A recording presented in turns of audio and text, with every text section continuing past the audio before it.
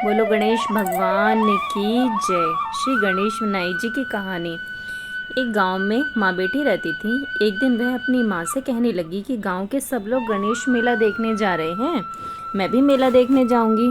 माँ ने कहा कि वहाँ बहुत भीड़ होगी, कहीं गिर जाएगी तो चोट लगेगी। लड़की ने कि माँ की बात नहीं सुनी और मेला देखने चल पड़ी। माँ ने जाने से पहले बेटी को 2 लड्डू दिए और 1 घंटी पानी दिया। माँ ने कहा कि 1 लड्डू तो गणेश जी को खिला देना और थोड़ा पानी पिला देना, दूसरा लड्डू तुम खा लेना और बचा पानी भी पी लेना। लड़की मेले में चली गई। मेला ख़त्म होने पर सभी गांव वाले वापस आ गए, लेकिन लड़की वापस नहीं आई। लड़की मेले में गणेश जी के पास बैठ गई और कहने लगी कि 1 लड्डू और पानी गणेश जी तुम्हारे लिए है और 1 लड्डू और बाकी बचा पानी मेरे लिए है। इस तरह कहते कहते सारी रात बीत गई। गणेश जी यह देखकर सोचने लगे कि अगर मैंने यह 1 लड्डू और पानी नहीं पिया तो यह अपने घर नहीं जाएगी। यह सोचकर गणेश जी ने एक लड़के के वेश में आए और उसके 1 लड्डू लेकर खा लिया और साथ ही थोड़ा सा पानी भी पी लिया। फिर वह कहने लगी कि मांगो, तुम क्या मांगती हो। लड़की मन में सोचने लगी कि क्या मांगूं, अन्न मांगूं या धन मांगूं, या अपने लिए एक अच्छा वर मांगूं, या खेत मांगूं या महल मांगूं। वह मन में सोच ही रही थी तो गणेश जी उसके मन की बात तो जान गए। वह लड़की से बोले कि तू अपने घर जाओ और तुमने जो भी मन में सोचा है वह तुम्हें सब मिल जाएगा। लड़की घर पहुंची तो माँ ने पूछा कि इतनी देर कैसे हो गई। तो बेटी ने कहा, आपने जैसा कहा था मैंने वैसा ही किया। देखते ही देखते जो भी लड़की ने सोचा था वह सब कुछ हो गया। हे गणेश भगवान, जैसे तुमने उस लड़की की सारी इच्छाएं पूरी करी, उसे दर्शन दिए, इसी तरीके से इस कहानी का कहता सुनता और हुंकारा भरता सबको दर्शन देना, सबकी मनोकामनाएं पूर्ण करना। बोलो गणपत गणेश काटो कलेश, गणपत गणेश काटो कलेश। बोलो गणेश भगवान की जय। आइए जानते हैं अहोई अष्टमी माता के व्रत की संपूर्ण जानकारी, विधि तथा व्रत के नियम व उज्जमन की संपूर्ण जानकारी। जब कार्तिक महीने के कृष्ण पक्ष में अष्टमी तिथि आती है तब यह अहोई व्रत रखा जाता है। कार्तिक मास की यह तिथि करवा चौथ व्रत के 4 दिन बाद व दीपावली से 7 दिन पहले आती है। अहोई माता यानी माँ गौरा के पूजन का दिन।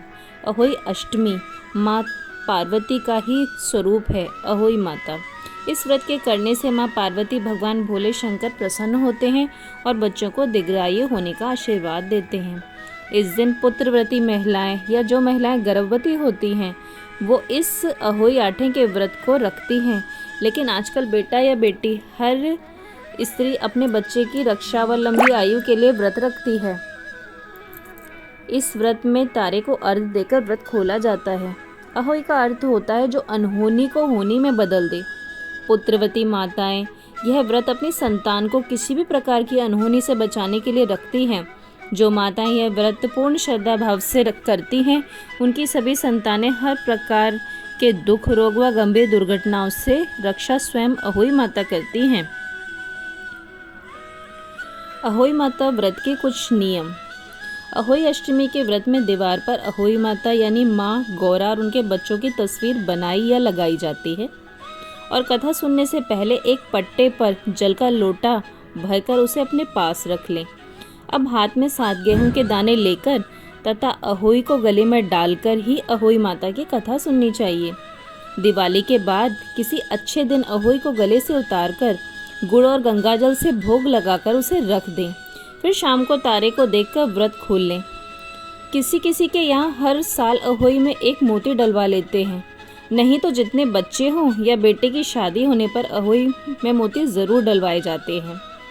जानते हैं अहोई आठे व्रत की कथा। बोलो अहोई माता की जय, गौरा माता की जय।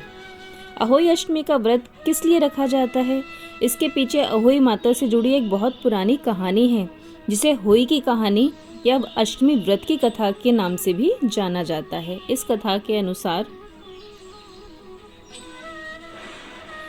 एक साहूकार के 7 बेटे, 7 बहुएं और एक बेटी थी। दिवाली से पहले कार्तिकवदी अष्टमी को 7 बहुएं अपनी इकलौती ननद के साथ जंगल में मिट्टी खोद रही थी। वहीं स्याऊ की माँ थी। मिट्टी खोदते समय नंद के हाथ सेई का बच्चा मर गया। सेई माता बोली, मैं तेरी कोख बांधूंगी। तब ननद अपनी सातों भाभियों से बोली कि तुम में से कोई मेरे बदले अपनी कोख बंधवा लो। तो 6 भाभियों ने तो इनकार कर दिया, परंतु छोटी भाभी सोचने लगी, यदि मैं कोख नहीं बंधवाऊंगी तो सासू जी नाराज़ हो जाएंगी। ऐसा विचार कर ननद के बदले छोटी भाभी ने अपनी कोख बंधवा ली। इसके बाद जब भी उससे बच्चा होता तो 7 दिन बाद मर जाता। एक दिन उसे पंडित को बुलाकर पूछा कि मेरी संतान 7वें दिन क्यों मर जाती है। तब पंडित ने कहा कि तुम सुरही गाय की सेवा करो। सुरही गाय स्याऊ माता की भाईली है, वह तेरी कोख खुलवा देगी, जिससे तेरे बच्चे बच जाएंगे। इसके बाद वह बहू सुबह प्रातःकाल उठकर चुपचाप सुरही गाय के नीचे सफाई आदि कर जाती थी। गौ माता बोली कि आजकल कौन मेरी सेवा कर रहा है, सो आज देखूंगी। गौ माता खूब तड़के उठी, क्या देखती है कि साहूकार के बेटे की बहू उसके नीचे सफाई आदि कर रही है। गौ माता उससे बोली, मैं तेरी सेवा से प्रसन्न हूँ, इच्छा अनुसार जो चाहे सो मांग ले।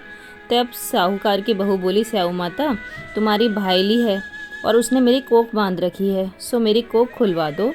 गौ माता ने कहा, अच्छा। तो गौ माता छोटी बहू को लेकर समुद्र पार अपनी भाईली के पास चल दी। रास्ते में कड़ी धूप थी, सो वे दोनों एक पेड़ के नीचे बैठ गईं। उस पेड़ पर गरुड़ पंखनी के बच्चे रहते थे। छोटी बहू ने देखा कि एक सांप उन बच्चों को खाने जा रहा था, तो उसने उस सांप को मारकर ढाल के नीचे दबा दिया और बच्चों की जान बचा ली। थोड़ी देर बाद गरुड़ पंखनी आई और वहाँ खून पड़ा देखकर साहूकार की बहू को चोंच से मारने लगी। तब छोटी बहू बोली, मैंने तो तेरे बच्चों को नहीं मारा, बल्कि सांप से तेरे बच्चों को डसने को आया था। मैंने तो उससे तेरे बच्चों की रक्षा की है। यह सुनकर गरुड़ पंखनी बोली कि मांग, तू क्या मांगती है। वह बोली, 7 समुद्र पार स्याहू माता के पास पहुंचा दे। गरुड़ पंखनी ने दोनों को अपनी पीठ पर बैठाकर स्याहू माता के पास पहुंचा दिया। स्याहू माता ने उन्हें देखकर बोली कि बहन बहुत दिनों बाद आई हो। फिर कहने लगी कि बहन मेरे सिर में तो जुएं पड़ गई हैं। जब सुरई के कहने पर साहूकार की बहू ने सलाई से उनकी जुएं निकाल दी। इस पर स्याऊ माता प्रसन्न होकर बोली कि तुमने मेरे सिर से सारी जुएं निकाल दी हैं, इसलिए जो चाहे वो मांग ले। तब छोटी बहू बोली, पहले वचन दो, मैं जो मांगूंगी तुम मुझे दे दोगी। तब स्याऊ माता बोली, वचन दिया, वचन से फिरूं तो धोबी के कुंड पर कंकरी हों। जब साहूकार की बहू बोली, मेरी कोख तो तुम्हारे पास बंधी पड़ी है, उसे खोल दो। यह सुनकर स्याऊ माता बोली कि तूने तो मुझे ठग लिया, मैं तेरी कोख खोलती हूँ, क्योंकि सेवा और बंदगी से कुछ भी पाया जा सकता है। जा, तेरे घर तुझे 7 बेटे और 7 बहुएं मिलेंगी। तू जाकर उजमन करियो, 7 अहोई बनाकर 7 कढ़ाई करियो। यहाँ वह लौटकर आई तो देखा कि 7 बेटे की 7 बहुएं बैठी हैं। वह खुश हो गई। उसने 7 अहोई बनाई, 7 उजमन किए, 7 कढ़ाई की। रात्रि के समय जेठानी आपस में कहने लगी कि जल्दी जल्दी नहाकर पूजा पाठ कर लो, कहीं छोटे अपने बच्चों को याद कर कर रोने ना लग जाए। थोड़ी देर में अपने बच्चों से कहा, अपनी चाची के घर जाकर देखो आओ कि वह आज अभी तक रोई क्यों नहीं है। बच्चों ने आकर बताया कि चाची तो कुछ मार रही है, खूब उजमन हो रहा है। यह सुनते ही जेठानियाँ दौड़ी दौड़ी उसके घर आई और कहने लगी कि तूने कोख कैसे छुड़ाई। वह बोली, तुमने तो कोख बंधाई नहीं, सो मैंने अपनी कोख खुलवा ली। स्याहू माता ने कृपा करके मेरी कोख खोल दी। जैसे उन्होंने मेरी कोख खोली, वैसे ही सबकी कोख खोलना, कहते की, सुनते की, हुंकारा भरते की, सब परिवार की कोख खोलना। बोलो अहोई अष्टमी माता की जय। इस व्रत के कुछ नियम। कोई भी इस व्रत उपवास यदि बताए गए नियमों के अनुसार पूर्ण किया जाए तो वह व्रत अपना संपूर्ण फल देता है। इसी प्रकार प्रत्येक व्रत की तरह इस व्रत के भी कुछ अपने नियम होते हैं। इस दिन कपड़ा आदि नहीं काटना चाहिए, सिलाई कढ़ाई भी नहीं करनी चाहिए। नंबर 1, अहोई व्रत के नियम अनुसार निर्जल उपवास करें, लेकिन यदि आप गर्भवती हैं तो निर्जल उपवास ना करें। गर्भवती महिलाएं उपवास के दौरान कुछ फलाहार ज़रूर लें। आपका लंबे समय तक भूखा रहना बच्चे की सेहत के लिए नुकसानदेह हो सकता है। जो महिलाएं मासिक धर्म से हैं वह व्रत रखें, लेकिन पूजन ना करें। आज के दिन किसी भी बुजुर्ग का अपमान ना करें। व्रत संतान के लिए रखा जाता है, इसलिए भूलवश भी आज अपने या किसी दूसरे के बच्चे को बिल्कुल भी ना मारें। यदि आप ऐसा करते हैं तो अहोई माता नाराज़ हो सकती हैं। जीव हत्या ना करें और ना ही किसी जानवर को मारें और पीटें। इस दिन नहाने के बाद अशुद्ध कार्य जैसे कि झाड़ू लगाना, पोंछा लगाना, कबाड़ घर से बाहर निकालना आदि कोई काम ना करें। यदि आप व्रत में हैं तो भूलकर भी इस दिन फल व सब्जी से लेकर अखबार, कागज़, कपड़ा आदि भी नहीं काटना चाहिए। कामकाजी महिलाएं उपवास के दिन सिलाई, कढ़ाई या जिसमें कुछ भी काटने अथवा सिलने का कार्य होता है वह ना करें। व्रत के दौरान पूर्ण ब्रह्मचर्य का पालन करना चाहिए। तारों को अर्घ्य देने के बाद भोजन ना करें जो तामसिक हो। दिन में नहीं सोना चाहिए। इस व्रत में दिन में सोकर समय व्यतीत नहीं करना चाहिए। और ये व्रत में तारों को अर्घ्य क्यों दिया जाता है? इसका एक अपना ही महत्व है। जिस तरह संपूर्ण आकाश की शोभा तारों से है, उसी तरह माताओं की भी शोभा संतानों से होती है। यही कारण है कि इस व्रत में तारों को अर्घ्य दिया जाता है। एक मान्यता है कि अनुसार आकाश में तारों की संख्या को आज तक कोई भी नहीं गिन पाया। इसी तरह तारों को अर्घ्य देते हुए माताएं यह प्रार्थना करती हैं कि जिस तरह आकाश में अनगिनत तारे हैं वह हमेशा विद्यमान रहते हैं, ठीक उसी प्रकार मेरे कुल में भी उतनी ही संतानें हों तथा हमारी और कुल की संतानों का नाम भी हमें के लिए इस संसार में विद्यमान रहे। एक अन्य मान्यता के अनुसार ऐसा भी माना जाता है कि सभी तारे होई माता की संतान हैं, इसीलिए इन्हें अर्घ्य दिए बिना आपका अहोई अष्टमी का यह निर्जल व्रत पूर्ण नहीं माना जाता और ना ही इस व्रत का पुण्य फल माता और उनकी संतानों को मिल सकता है।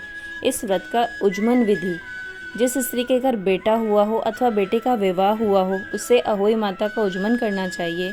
एक थाली में 7 जगह 4-4 पूड़ी रखकर उन पर थोड़ा सा हलवा रखें। उसके साथ ही एक साड़ी और ब्लाउज़ और उस पर जो भी कुछ रुपए रख सकते हैं वो रखकर थाली के चारों तरफ हाथ फेरकर सासू जी के चरण छूकर दे दें। सासू जी तियल और रुपए अपने पास रखकर हलवा पूरी का बायना बांट दें। अगर हो सके तो बहन बेटी के यहाँ भी यह बायना ज़रूर भेजना चाहिए। हे अहोई माता, सबके बच्चों की खूब लंबी उम्र करना तथा सबके घर खूब हरा भरा रखना।